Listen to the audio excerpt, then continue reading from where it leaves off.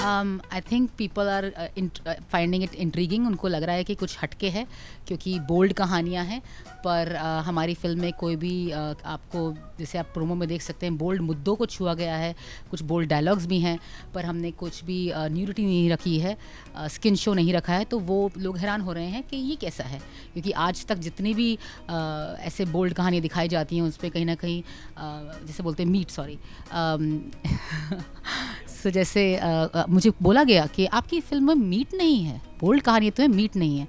तो मेरा ये मानना है, क्योंकि मैं ऑफ कोर्स इंडिया से हूँ, मीट यस, ऐसे शब्द मुझे बोले गए जी. तो आप तो जानते ही ऐसा बोला जाता है. तो पर मेरा ये मानना है कि ज़रूरी है क्या बोल्ड मुद्दों को छूने के लिए उनमें हमें उसमें न्यूडिटी को इंकॉर्पोरेट करना. तो ये ठरकी कंटेंट नहीं है. पर हाँ, मुझे लगता है आजकल की जनता बहुत समझदार है, चाहे वो मेरा 12 साल का बच्चा हो या 80 साल के बुज़ुर्ग. तो आप कुछ नया कंटेंट अगर देखना चाहते हैं तो प्लीज़ सहयोग कीजिए. 12 मई को फिल्म ज़रूर देखिए. सब बहुत हैरान हो रहे हैं कि कुछ हटके कहानियाँ हैं. और मेरी फैमिली बहुत ही ज़्यादा सपोर्टिव है. तो क्योंकि फैमिली सपोर्टिव है, जब आपकी बैकबोन अच्छी हो तभी आप कुछ कर सकते हैं. यूएसपी गुंजन ये उनकी इन डेब्यू फिल्म है. नहीं, मुझे एक प्रोड्यूसर ही बनना है. यस, मैंने इसमें एक्टिंग की है. या बट जब आप प्रोड्यूस करते हैं तो आप अगर मुझे कोई हायर करेगा फ्री में भी मैं कर लूँगी. बट मैं आई एम क्लियर कि जब मैं प्रोड्यूस कर रही हूँ तो मैं एक्टिंग नहीं करूँगी, क्योंकि इतने काम होते हैं फिल्म प्रोडक्शन में. तो या but to answer your question, जी बहुत सहयोग मिल रहा है. सब इतना हैरान हो रहे हैं क्योंकि हम नए फिल्म मेकर हैं, और एज ए नए फिल्म मेकर लोगों ने एक्सपेक्ट नहीं किया था. इतनी अच्छी स्टार कास्ट है हमारी, उनका सबका आना और उन मुद्दों को नए तरीके से प्रेजेंट करना. सो वो एक करेज को भी अप्रिशिएट कर रहे हैं कि तुमने पैसा लगाया तो जो बाकी लोग करते हैं वो क्यों नहीं किया. पर क्या करें, वो दिल ने अलाउ नहीं किया, तो वो नहीं किया. मतलब लोग बहुत क्यूरियस है क्योंकि ये ऑब्वियसली ट्रेलर देख के मतलब पता चलता है कि इट्स डिफरेंट. और इंडिया में ये नोशन है कि अभी भी कि हम लोग शादी करेंगे, अब्रॉड जाएंगे, एनआरआई लाइफ बहुत ग्लैमरस है. तो ये नोशंस इस फिल्म में दिखाई देते हैं कि इट्स नॉट ऑल ग्लैमरस. मतलब गुंजन इस फिल्म में दिखाए कि एनआरआई लाइफ इज़ ग्लैमरस भी, but on the pros and cons, मतलब इनकी रियलिटी दिखाई है. तो आई थिंक टिल नाउ हमने सिर्फ फिल्मों में we shown the glamorous side. तो इस फिल्म में we shown all the sides and बहुत topics. And my story also is very different. All the stories मैं कहूँगी इस फिल्म में छोटी छोटी स्टोरीज हैव डिफरेंट थीम्स. तो मेरी कंपनी NRI लाइफ प्रोडक्शंस, उसका विजन भी यही है कि हम रियल लाइफ, जैसे इन्होंने बोला कि रियल लाइफ NRIs की दिखाएं. जी हाँ, हमारे पास अच्छे घर हैं, गाड़ियाँ हैं, ठीक है, पैसा तो आप कमा लेते हैं बाहर जाकर. और बहुत सारे लोग इंडिया में एस्पायर करते हैं, जी हमें कनाडा ले जाओ, हमें अमेरिका ले जाओ. बट मेरा मन था कि कहीं ना कहीं उनको उतार चढ़ाव भी दिखाए जाएँ हमारी NRI life, real life stories के. दूसरा हमारा मकसद ये है कि हम NRI बॉलीवुड बनाएं. क्या होता है ना, हमारे NRIs के पास ग्रेट शूटिंग लोकेशंस हैं, टैलेंट है, इंटेग्रिटी है, थोड़ा बहुत पैसा है. बट हर किसी के बस की बात नहीं होती कि सब कुछ छोड़ छाड़ कर मुंबई चले जाओ या LA चले जाओ. तो पर क्रिएटिविटी तो है ना. बहुत सारे आर्टिस्ट हैं, सिंगर्स हैं, एक्टर्स हैं, कोरियोग्राफर्स हैं, राइटर्स हैं. तो क्या करें, तो बच्चों को छोड़कर, रिस्पॉन्सिबिलिटीज़ को छोड़कर नहीं मूव कर सकते. तो क्यों ना हम NRI बॉलीवुड बनाए जाएँ. हमारे मन में हिंदुस्तान बसता है, हॉलीवुड है, लेकिन फिर भी जो बॉलीवुड से लगाव है ना. आई नो बॉलीवुड शब्द को इतना हमारी इंडस्ट्री अप्रिशिएट नहीं करती, पर क्या 19 बहुत साल हो गए कि जो NRIs है ना, मेरा करोड़ों अरबों NRIs होंगे. तो आप पूछिए उनसे, जब कोई बॉलीवुड स्टार जाता है कैसे भीड़ एकत्रित होती है. We love Bollywood stars, we look up to our Bollywood, क्योंकि वही फिल्मों और TV के माध्यम से तो हम अपने देश से कनेक्टेड रहते हैं ज़्यादा.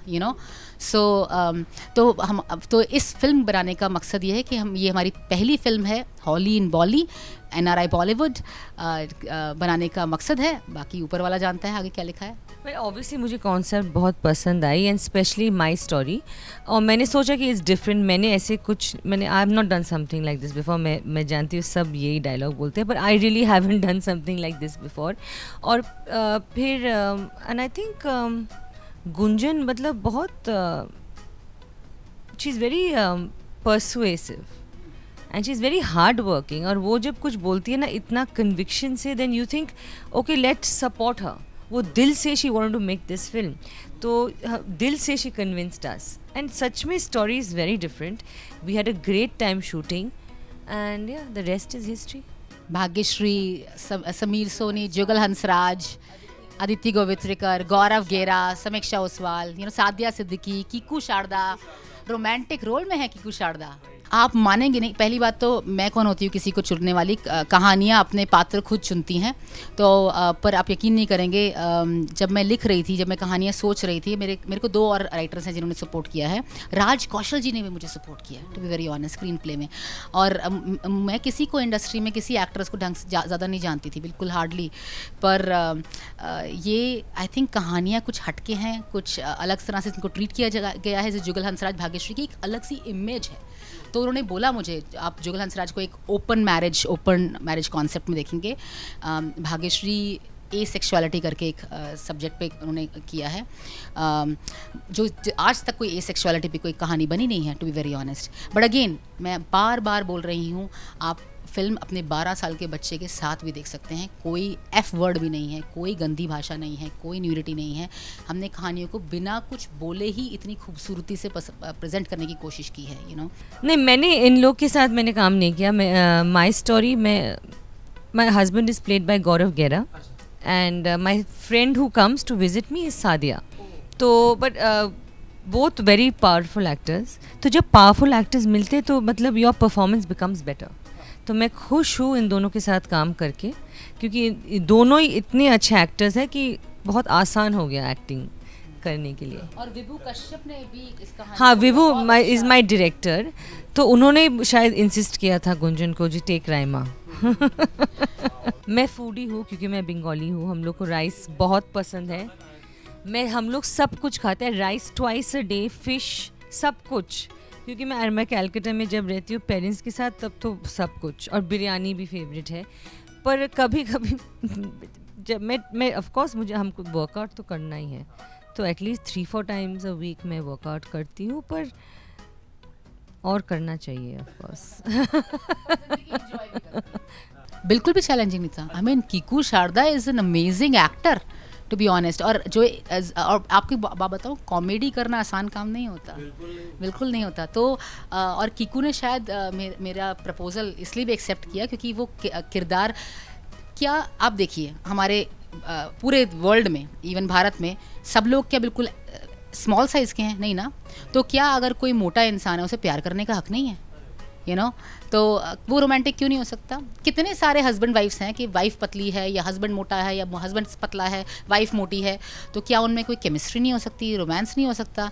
तो क्यों हमारी कहानियों में हमेशा बिल्कुल fit husband, fit wife, fit women protagonist को दिखाया जाता है? क्यों? क्या रियल लाइफ में क्या होता है? आप खुद ही देखिए, आप अपने अड़ोसी पड़ोसी सबको देखिए, रियल लाइफ में क्या सभी लोग जिम जाते परफेक्ट दिखते हैं क्या आपको? नहीं ना। तो उनमें प्यार नहीं है क्या? उनमें रोमांस नहीं है क्या? तो वो जी या तो वो जो आपको स्क्रीन पे अनमैच्ड कपल्स लगते हैं, पर उनमें प्यार भी होता है, ना। मैं सोच रही हूँ कि बॉलीवुड में specially there is too much stress on being size 0 आजकल। तो आई थिंक इतना स्ट्रेस नहीं देना चाहिए, because you have to be who you are. सब तो everyone can't be the same size and you can't जज a person by someone size. I think people should be comfortable in your skin. मतलब you have to enjoy life also ना। मतलब size 0 हो के मतलब क्या करेंगे आफ्टर लाइक 30 years? तो एन्जॉय करो, be fit is not size 0, मतलब be fit and healthy, but that doesn't mean Bollywood gives it too much of importance. तो इसलिए मतलब आम आदमी का मतलब now everyone wants to be size 0, but that is not right. Be fit, be healthy, पर enjoy life. हमेशा मानना चाहिए कि अपने सपनों पे विश्वास करो ना, तो सपने साकार होने के सपने भी साकार होने की कोशिश करते हैं। पर हाँ, इस बनाने में बहुत उतार चढ़ाव भी आए, पैंडमिक आया कि किसने सोचा था। 2019 में हमने फिल्म शूट कर ली थी जी, पैंडमिक आया था, किसने सोचा था कि पैंडमिक आएगा। हाँ, और जी तो बहुत कुछ दिखते हैं आप बता सकते हैं, कुछ दिखते हैं आप नहीं बता सकते हैं। बहुत रोए भी हैं, हमारी टीम बहुत अच्छी है। जब आपकी टीम अच्छी हो ना, सबकी एनर्जी अच्छी हो, सबकी वो कहते हैं दुआएं अच्छी हों, तो फिर अपने आप ऊपर वाला कैसे नहीं करेगा, करेगा ना कभी तो करेगा।